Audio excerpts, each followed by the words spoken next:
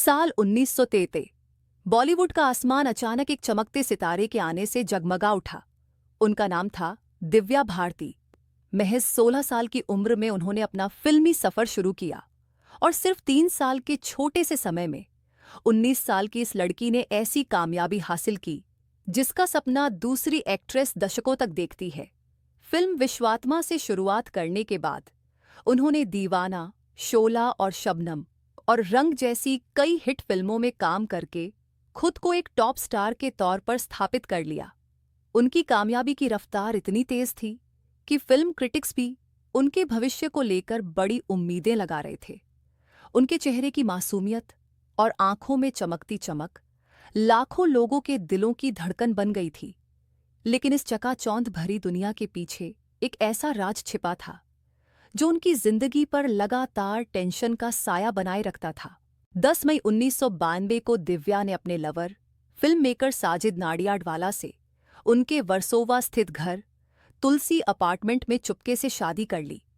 उस समय बॉलीवुड में टॉप पर पहुंच चुकी एक्ट्रेस के लिए अपनी शादी को पब्लिक में लाना करियर के लिए खतरा माना जाता था। इसलिए दिव्या अपना स्टारडम बनाए रखना चाहती थीं और साजिद ने उनकी इस इच्छा का सम्मान किया। हालांकि सफलता की उस जबरदस्त रफ्तार, उनकी पर्सनल लाइफ की सीक्रेसी और शादीशुदा जिंदगी के स्ट्रेस का मेल एक ऐसी उथल-पुथल भरी कहानी बना रहा था जिसके खत्म होने की किसी ने कल्पना भी नहीं की थी। सफलता का यह रोमांचक सफर सोमवार 5 अप्रैल 1973 को अचानक रुक गया। यह तारीख बॉलीवुड के इतिहास में एक काली याद बन गई है। उस दिन दिव्या हैदराबाद में एक फिल्म की शूटिंग से मुंबई लौटी थीं। उस शाम उन्हें मुंबई में अपने लिए खरीदे गए एक नए फ्लैट की डील फाइनल करनी थी। लेकिन कहा जाता है कि यह डील नहीं हो पाई। थके होने के बावजूद वह अपने करीबी दोस्तों के साथ समय बिताना चाहती थीं और शाम करीब 7 बजे उन्होंने अपनी दोस्त और फैशन डिजाइनर नीता लुल्ला और नीता के पति डॉ. श्याम लुल्ला को वर्सोवा में अपने तुलसी अपार्टमेंट की 5वीं मंजिल पर अपने फ्लैट पर बुलाया। नीता और श्याम लुल्ला रात करीब 8 बजे वहां पहुंचे। उस समय फ्लैट में 3 लोग मौजूद थे, दिव्या भारती, नीता लुल्ला और डॉ. श्याम लुल्ला, जबकि दिव्या की मेड अमृता किचन में थी और घर के कामों में बिजी थी। रिपोर्ट्स के मुताबिक साजिद नाडियाडवाला उस रात काम में बिजी होने की वजह से बाहर थे। फ्लैट का माहौल दोस्ताना और शांत था, लेकिन उस रात शराब पी गई थी और दिव्या नशे में थी। शराब पीने के बाद दिव्या कभी खुश लगती थी तो कभी बातचीत के दौरान थोड़ी इमोशनली अनस्टेबल हो जाती थी। नीता लुल्ला और दिव्या लिविंग रूम में बैठकर बॉलीवुड और पर्सनल लाइफ के बारे में बातें कर रही थीं, जबकि डॉ. श्याम लुल्ला बगल के कमरे में टीवी देख रहे थे। तीनों दोस्तों के बीच सुकून का माहौल था, लेकिन दिव्या का नशा धीरे धीरे उसके होश पर हावी हो रहा था। रात के करीब 11:30 बजे का समय था। तुलसी अपार्टमेंट के उस फ्लैट में एक जगह खिड़की थी जो फर्श से थोड़ी ऊंची थी और उसके नीचे कोई ग्रिल या सेफ्टी रेलिंग नहीं थी। असल में यह बालकनी जैसी एक बड़ी खुली जगह थी जहां बैठकर कोई भी बाहर का मुंबई देख सकता था। हालांकि इस जगह की खूबसूरती इसे बहुत खतरनाक बनाती थी। अचानक नीता और श्याम लुल्ला ने लिविंग रूम से एक जोरदार फटी हुई चीख सुनी। उसी समय कंक्रीट से किसी भारी चीज के टकराने की भयानक आवाज आई, जिससे पूरा अपार्टमेंट हिल गया। नीता लुल्ला खिड़की की तरफ दौड़ी और दिव्या को वहां नहीं पाया। 5वीं मंजिल से नीचे देखते ही उनकी रूह कांप गई।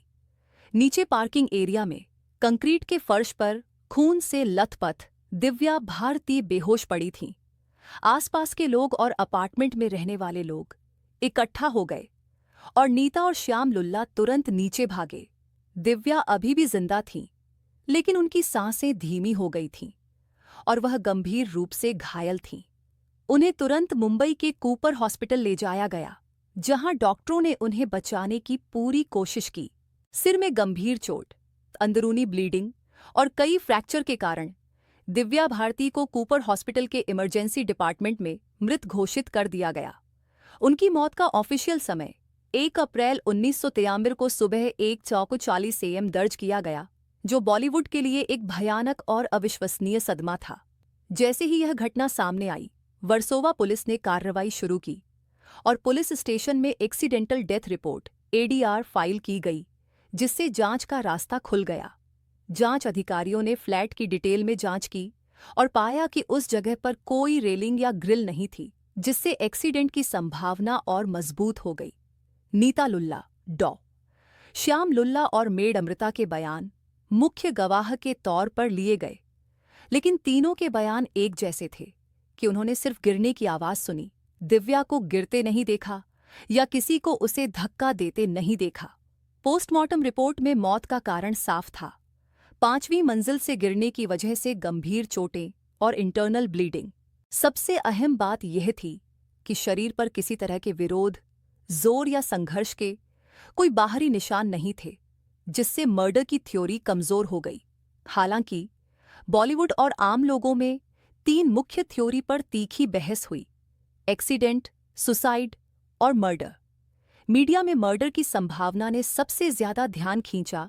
अगले 5 साल तक वर्सोवा पुलिस स्टेशन के अधिकारियों ने इस मौत की गुत्थी सुलझाने के लिए बहुत मेहनत की, हर पहलू की डिटेल में जांच की। पुलिस ने साजिद नाडियाडवाला से कई बार पूछताछ की, उसके फोन कॉल्स और एक्टिविटीज चेक की, लेकिन उसके खिलाफ दिव्या की हत्या का कोई डायरेक्ट या इनडायरेक्ट आरोप साबित नहीं हो सका।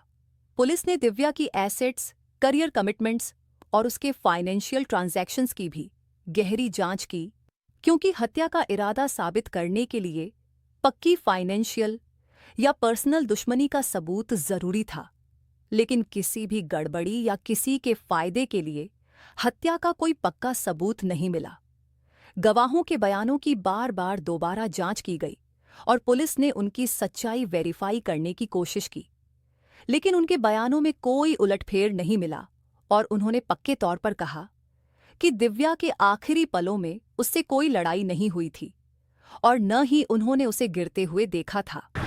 बॉलीवुड में माफिया के शामिल होने की अफवाहों की भी डिटेल में जांच की गई, लेकिन दिव्या की मौत का कोई डायरेक्ट पक्का सबूत नहीं मिला। जैसे जैसे जांच आगे बढ़ी, हत्या और आत्महत्या की थ्योरी कमजोर होती गई, क्योंकि सबूत लगातार एक्सीडेंट की ओर इशारा करते रहे। दिव्या के 5वीं मंजिल से गिरने से पहले उसे किसी ने धक्का दिया था, इसका कोई फिजिकल सबूत नहीं मिला। फ्लैट या गवाहों के बयानों में कोई फिजिकल सबूत नहीं मिला और सुसाइड का कोई पक्का इरादा या लेटर भी नहीं मिला।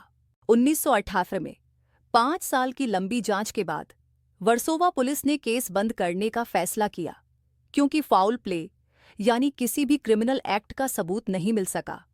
पुलिस ने दिव्या भारती की मौत को एक्सीडेंट घोषित कर दिया और फाइल बंद कर दी। पुलिस की आखिरी जांच के मुताबिक दिव्या नशे में थी और खिड़की के किनारे पर बिना हिले डुले बैठी या खड़ी थी, बात कर रही थी या बाहर देख रही थी। इसी दौरान उसका बैलेंस बिगड़ गया और वह 5वीं मंजिल से गिर गई। इस तरह एक रहस्यमयी मौत की कहानी को ऑफिशियली एक्सीडेंट मानकर बंद कर दिया गया, लेकिन इस पर रहस्य के बादल कभी नहीं छंटे। पूरी और डिटेल्ड पुलिस जांच के बावजूद दिव्या भारती की मौत बॉलीवुड के इतिहास में एक अनसुलझा सवाल बनी रही, जिस पर आज भी बहस होती है और अफवाहें फैलती रहती हैं।